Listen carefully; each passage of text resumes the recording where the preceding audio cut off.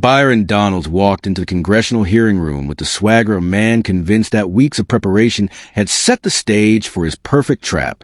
The Florida Republican had meticulously arranged his notes, rehearsed his lines and mirrors, drilled with his staff, and even practiced potential responses with his communications team, all in the hope of cornering Jasmine Crockett, the rising Democratic star from Texas. To him, this was not just another hearing on voting rights. It was his chance to create the ultimate gotcha moment, one that would expose Crockett as another progressive filled with empty rhetoric. Reporters packed the chamber, cameras rolled from every angle, and the air was thick with expectation. Every seat was filled with lobbyists, activists, and political insiders, all buzzing as if they sensed history was about to be made. Donalds carried himself with a smug smile, ready to dismantle Crockett and cement his reputation as a Republican capable of outwitting Democrats at will. But what he did not realize was that this stage, which he believed was set for his triumph, was actually being prepared for his humiliation. Across from him, Jasmine Crockett sat composed and unflinching, dressed sharply in a burgundy blazer, her natural locks perfectly styled, her eyes cold and sharp as blades. Unlike Donalds, she had not wasted her time rehearsing theatrics. She had studied him. She had examined his questioning style, combed through his voting record, and dissected his media appearances. Crockett knew his type, the polished Republican man who assumed he could intimidate a black woman into submission with condescending questions and patronizing smiles. What Donalds could not anticipate was that Crockett, a seasoned former public defender, carried not only the receipts and the preparation, but the instincts honed in courtrooms where prosecutors far tougher than him had tried and failed to corner her. Her entire career had been built on dismantling flimsy arguments and exposing overconfident adversaries who underestimated her. While Donalds envisioned a scene that would make him a hero on conservative social media, Crockett was quietly readying herself to make him a cautionary tale. When the committee chair finally called a hearing to order, the cameras zoomed in on Donalds as he adjusted his tie with theatrical flair and cleared his throat with the precision of a man rehearsing for an audience. He leaned forward and opened with feigned courtesy, his words dripping with false humility as he thanked Crockett for his service and pretended respect before pivoting into what he believed was a devastating line of attack. His communications director, sitting in the gallery, held a phone steady, eager to capture the moment that would define his boss's rise. Republican donors and insiders had been tipped off, some tuning in live, expecting to watch Crockett crumble under the weight of contradiction. Representative Crockett, Donalds began smoothly. You've been a strong advocate for expanding voting access both in Texas and nationally. Is that correct? Crockett, calm and unreadable, gave a short nod. And you believe every eligible American should have easy access to vote, regardless of their circumstances or location? He pressed, his tone sharpening as he tried to close the trap. Crockett again agreed in principle, offering nothing extra. Sensing victory, Donald smiled as though his prey had wandered willingly into the snare. With deliberate drama, he opened a folder as if unveiling damning evidence. In 2019, he said, pausing for effect, you supported a bill in the Texas legislature that required additional verification steps for certain voter registrations. How do you reconcile that with your current opposition to voter verification measures? The room grew tense. Reporters leaned forward. Republicans smiled, and even some Democrats held their breath, fearing he had landed a real blow. Donald sat back, chest puffed with pride, expecting Crockett to stumble. Instead, she tilted her head slightly, the gesture of a lawyer who had just spotted a fatal error in her opponent's case. Congressman Donalds, she said slowly, her voice calm but edged with steel, are you referring to HB 2847? Donalds glanced at his notes, his confidence faltering for the first time. I believe that was the bill number, he answered. That was when Crockett leaned back in her chair and smiled, not warmly, but with the quiet satisfaction of a predator who knew the trap had been reversed. Congressman, she said evenly, her tone rising just enough for the cameras to catch, you might want to check your research. In that instant, the room shifted. Reporters braced for impact. Republicans stiffened, Democrats straightened, and Donalds, who had walked into the room believing he would deliver a knockout, suddenly realized he had stepped into his own execution. Within seconds, Jasmine Crockett would dismantle him with surgical precision, leaving his carefully constructed attack in ruins and turning him into the viral punchline of the week. The moment everyone in the hearing room leaned forward, Jasmine Crockett struck with precision. Byron Donalds frowned, confused, staring at his notes as Crockett, calm and deliberate, explained as if addressing a child that HB 2847 was not a bill she had supported, but in fact one she had opposed, speaking against it on the Texas House floor for 23 minutes. The color drained from Donald's face as panic rippled through his staff in the gallery, who frantically whispered among themselves while she continued, her voice gaining strength with every word.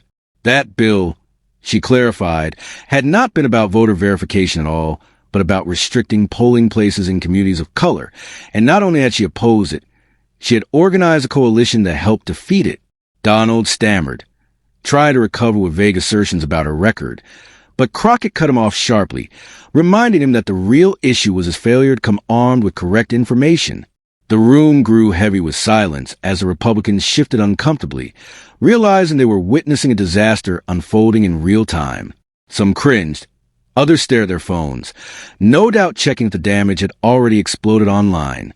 Donalds weakly waved his folder, insisting he had research, but Crockett's tone was firm and unforgiving as she declared his research wrong and accused him of wasting committee's time with political theater.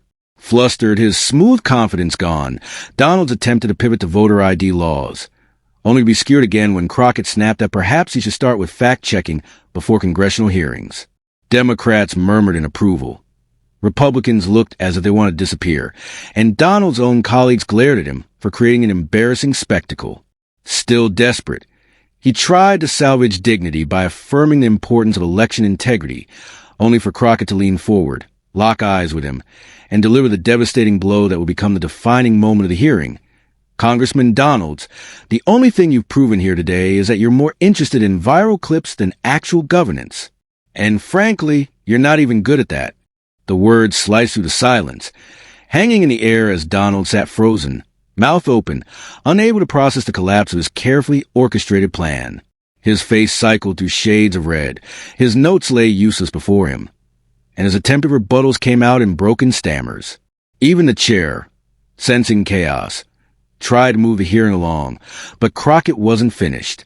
She seized the moment, pulling out her own folder with the composure of a trial lawyer, and listed her real record, sponsoring and co-sponsoring bills to expand access, opposing restrictions, organizing community forums, and working with civil rights groups to protect vulnerable voters, all while Donalds himself, she reminded the room, had supported restrictive measures in Florida. When he tried to interrupt, she raised an eyebrow and offered to walk through his voting record line by line. Reporters furiously typed, staffers buzzed with nervous energy, and already someone had tweeted Crockett's one-liner, which was spreading across the internet with viral speed.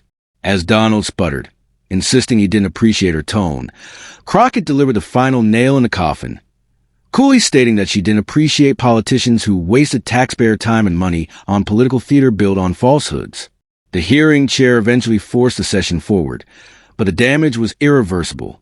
Donalds had entered the chamber expecting to humiliate Jasmine Crockett, yet within minutes she had demolished his credibility and turned him into a national punchline. By the time the hearing moved on, Crockett's cutting words, "You're not even good at that," were already trending across social media, clipped into viral videos, remixed into memes, and turned into ringtones. What Donalds had meant to be his crowning triumph became his public undoing, as political commentators, reporters, and everyday Americans flooded the internet with praise for Crockett's masterful takedown and scorn for the congressman who underestimated her.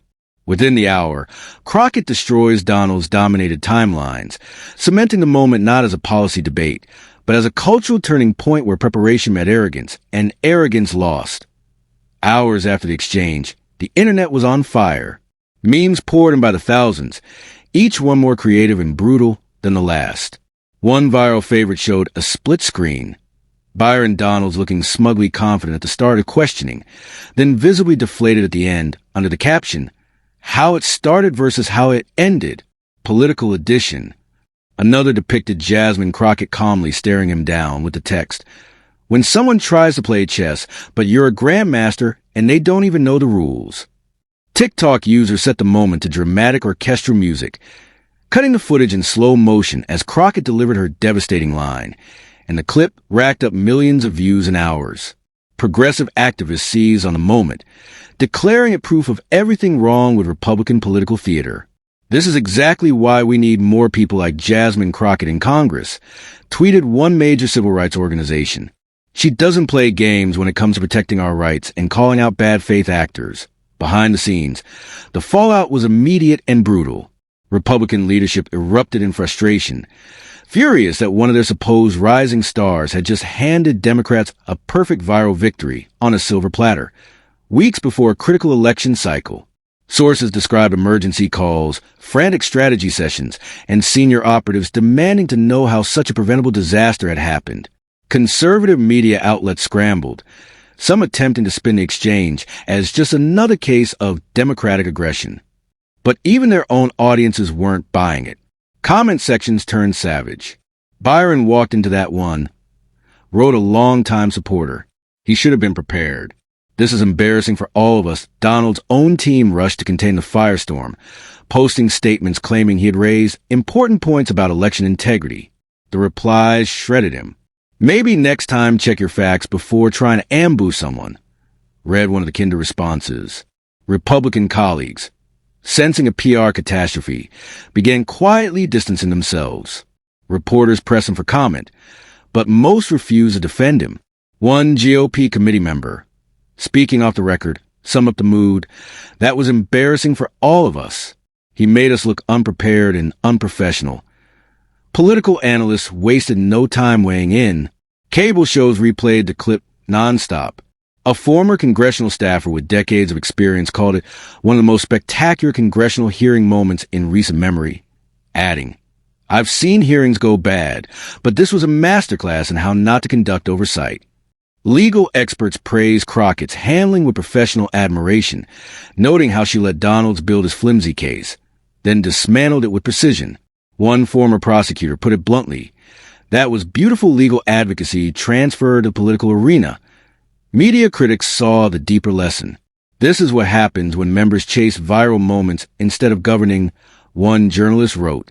Donalds thought he was playing for the cameras. Crockett was playing for keeps.